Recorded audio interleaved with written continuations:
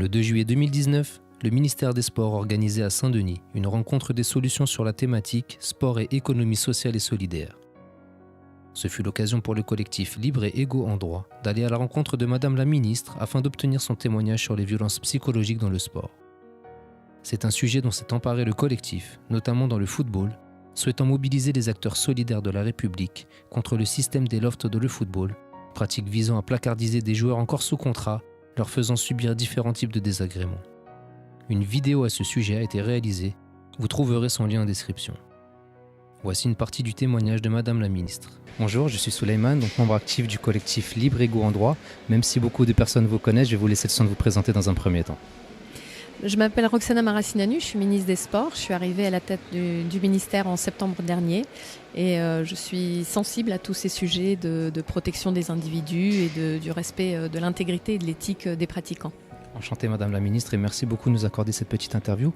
En tant qu'ancienne sportive de haut niveau et aujourd'hui ministre des Sports, nous aimerions connaître votre analyse sur la situation des violences psychologiques dans le domaine du sport, notamment celles liées au harcèlement moral, aux discriminations et au racisme.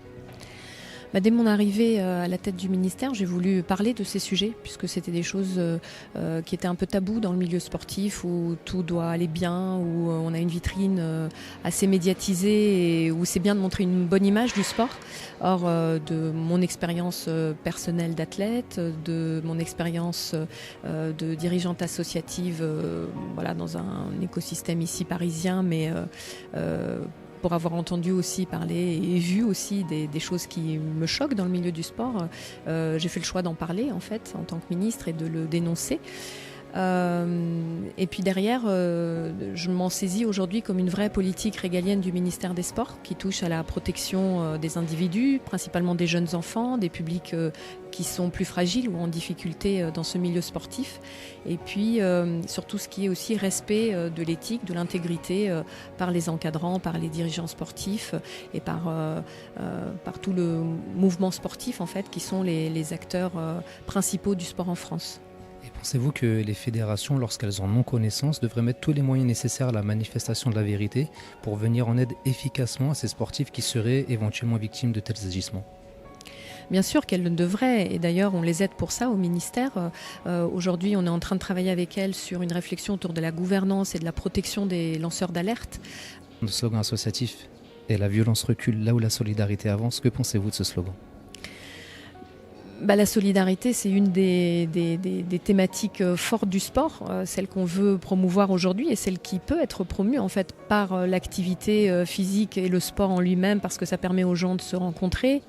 Toutes ces belles choses finalement que le sport peut apporter, il ne faut pas qu'elles rentrent en contradiction avec malheureusement ce qui peut arriver aussi dans tous les autres domaines de la société, l'intolérance, la discrimination, la violence sur différents publics spécifiques. Donc ça existe ailleurs dans la société, donc forcément il n'y a pas de raison que ça n'existe pas dans le sport. Mais nous, on est un domaine où en fait on peut se battre contre ça. Pour compter sur votre soutien pour faire en sorte que le sport conserve toutes ses lettres de noblesse. C'est mon rôle, donc je soutiens tous les acteurs effectivement de ce secteur qui se positionnent comme nous sur cette partie protection et sécurité des pratiquants et des pratiques.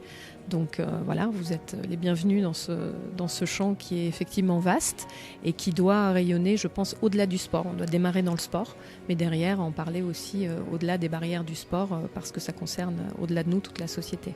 Toujours dans cette volonté de mettre un terme à ces pratiques délictueuses dans le football, l'association du droit au but a commencé à mobiliser une partie de son réseau footballistique qu'elle a fait interviewer par le collectif LED afin de libérer la parole sur ce phénomène et inciter les instances du football à prendre des mesures radicales sur le sujet.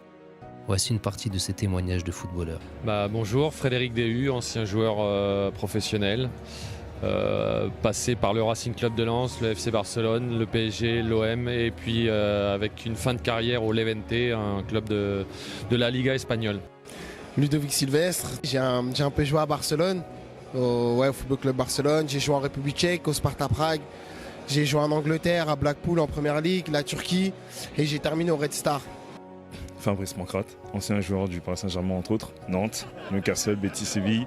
Écoutez, je m'appelle Omar Dieng, j'ai 46 ans, je suis ancien joueur de foot professionnel pendant 18 ans dans 4 pays, notamment à Lille, Paris Saint-Germain, en Turquie et en Grèce, international français.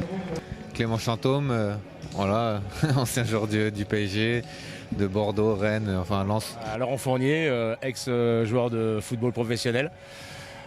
Lyon, Saint-Etienne, Marseille, Paris, Bordeaux, pas mal de trophées. Maintenant en reconversion comme coach. Bonjour, Christopher Walembo, donc ancien joueur professionnel formé au Paris Saint-Germain et actuellement un petit peu dans les médias, un petit peu entraîneur, donc voilà.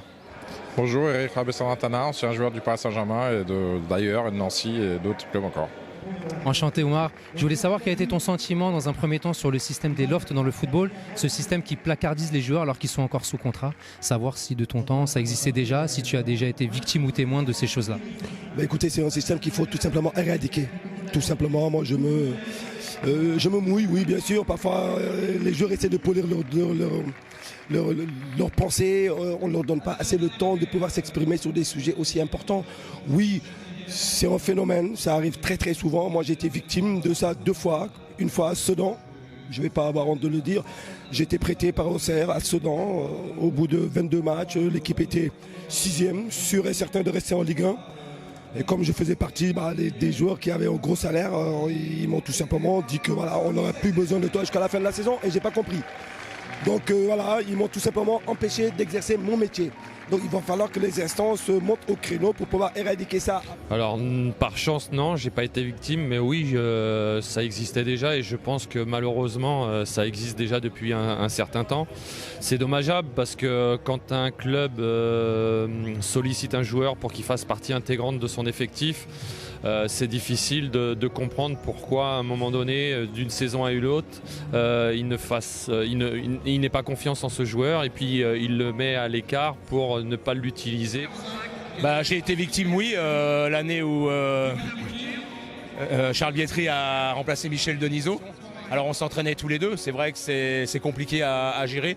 Et c'est pour ça que quand j'ai passé mes diplômes et que je suis devenu entraîneur, j'ai jamais fait ça parce que je pense que c'est un manque de respect par rapport à la personne, par rapport à ce que donne un footballeur sur le terrain. Moi j'en ai été victime récemment avec Rennes. Après c'est des choix d'entraîneurs en fonction de leur effectif, tu sais, à la reprise quand tu reprends en début d'année. C'est vrai que j'ai été un petit peu confronté à ça. Indirectement, j'ai eu à voir des joueurs qui ont été mis de côté, un petit peu injustement. Rien à voir avec le sportif, ce qui nous rassemble justement par rapport à ce métier. Donc c'était très, très difficile à vivre pour lui et moi aussi je l'ai vécu un petit peu aussi au Portugal momentanément. C'est jamais évident d'être injustement placardisé si on peut dire. On parle souvent de collectif et que ça c'est pas un signe collectif. C'est-à-dire même si il y a des joueurs sur lesquels tu comptes pas, ils peuvent faire partie intégrante du groupe. Toi tu l'as vécu comment cette période ? Mal, ouais. C'est pas évident parce que tu t'es mis à l'écart sans que tu aies fait quelque chose, donc c'est des choix, donc c'est un peu compliqué à accepter. Et il joue avec cette règle qui peut pendant le mercato pour te faire craquer aussi un peu et pour que tu demandes à partir et que tu partes rapidement aussi, donc c'est un peu compliqué. S'entraîner tout seul et psychologiquement c'est très très très très dur. Et voilà, on a beau essayer de les aider, de leur dire non ça va aller ou quoi que ce soit. Et c'est plus que dur, des fois on les voyait même pas parce que les horaires d'entraînement étaient différents. Donc franchement c'est très dur et je le souhaite vraiment à personne, quoi. Et selon vous, quel est le rôle des institutions comme la LFP, la FFF dans la protection des joueurs vis-à-vis de ce genre de comportement ? L'interdire, mais même au niveau des entraîneurs. Je trouve ça inadmissible qu'un entraîneur accepte de laisser de côté un joueur alors qu'il a tant donné ou moins bien donné par rapport à un club. Je crois qu'il faut prendre des sanctions. Moi je dirais qu'il faut tout simplement que la LFP mette son grain de sel, soit radical là-dessus. C'est-à-dire que cet article, comme tu dis, 507, qu'ils le bannissent. Et puis ce sera réglé. À partir du moment où tu leur donnes la possibilité de le faire, juridiquement parlant, les mecs ils ne se gênent pas. Si tu l'enlèves cet article, ils ne pourront plus le faire, tout simplement. Après, prendre des mesures c'est une chose. Avoir le courage de le faire, c'en est une autre. Et le faire, c'en est une autre. Mais je pense que la France est outillée pour pouvoir le faire et puis être peut-être l'un des premiers pays à pouvoir éradiquer ce phénomène. Comme je t'ai dit, à part l'UNFP qui te soutient quand tu les contactes, on est un peu laissé...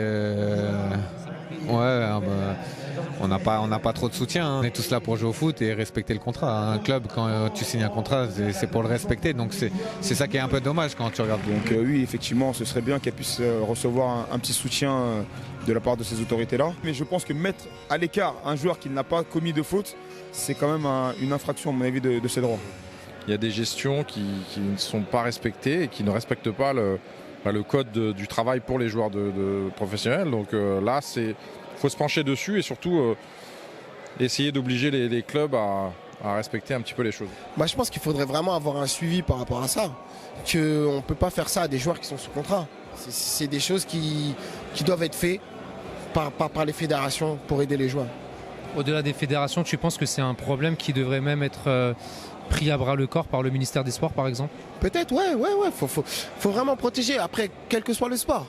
On parle du football là tout de suite maintenant, mais je suppose que même peut-être au basket, au handball, j'en sais rien. C'est des sports que je ne connais pas. Mais je pense que ça doit arriver aussi. Après, c'est toujours difficile de l'éradiquer. Mais il faut tout simplement essayer de sensibiliser les gens comme vous le faites. Et plus on va en parler, mais plus les gens vont se rendre compte que c'est un épiphénomène qu'il faut éradiquer. Aujourd'hui, je vous vois engagé pour faire bouger les choses. Je pense que j'aurais tout simplement besoin, de vous remercier, deuxièmement, de vous encourager, et troisièmement, je dis que vous êtes un exemple